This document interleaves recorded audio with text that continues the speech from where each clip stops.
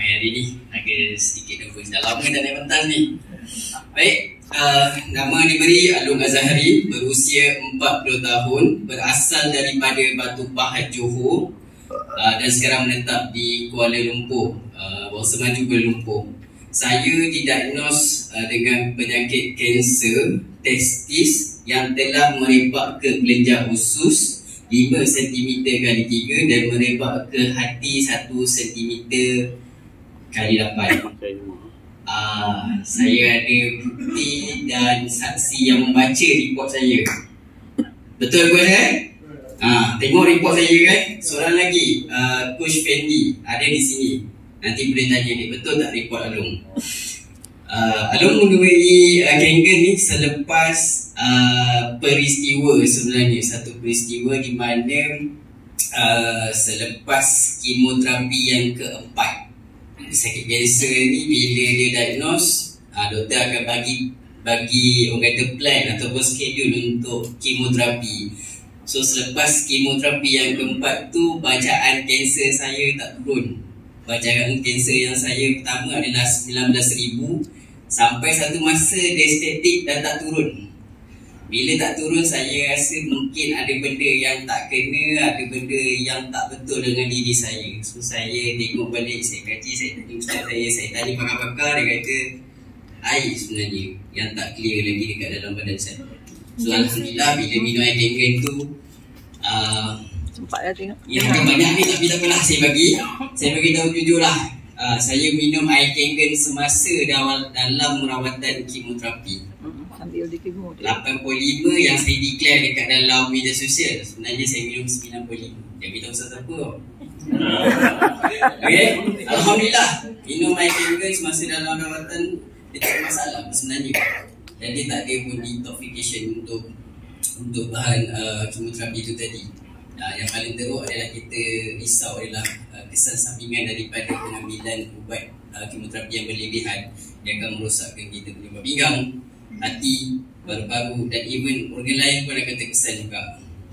So alhamdulillah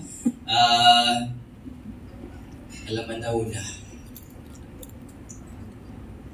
Satu nikmat yang Allah bagi dekat saya yang saya rasa bersyukur ialah nyawa saya, kehidupan saya pada hari ini. Sebab kalau kata nak kerja duit, saya rasa ramai yang kerja duit kan, tapi saya rasa sihat tu lebih utama. Dia bukan dekat sini je, mana-mana pun, mana-mana bangsa pun sekalipun, dia akan fikir satu je kehidupan yang Allah bagi ni untuk kita melihat keindahan alam ni. Nak tengok kawan-kawan kita gembira, happy, bahagia bersama keluarga. Dan sekiranya ada siapa-siapa kat sini kenal pesakit kanser, bagi tahu dia ada dah pesakit kanser yang masih hidup lebih daripada 8 tahun, 10 tahun yang masih menjalani kehidupan seperti orang lain. Saya tak pernah termimpi dapat 8 tahun ni. Sedangkan masa diagnos di Hospital Ampang bulan 4 2017, kita bagi tahu memang minggu. Coach, 2 minggu coach. Kalau saya bagi kat coach atau bagi kat semua orang pun takkan mampu bertahan. Apa yang saya buat pada masa tu adalah saya fikir nak bunuh diri coach.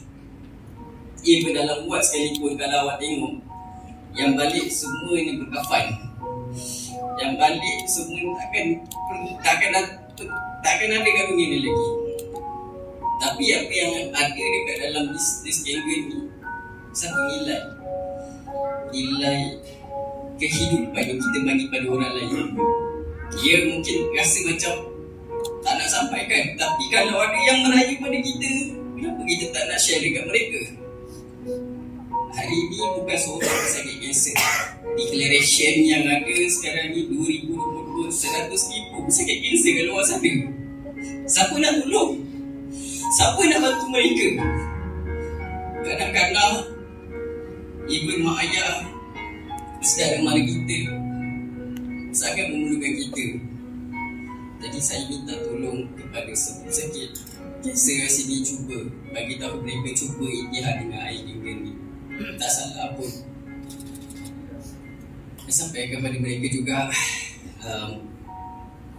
tolong doakan kepada sifu-sifu bidang ni supaya mereka sihat. Doakanlah mereka berjaya dengan bisnes yang mereka ada.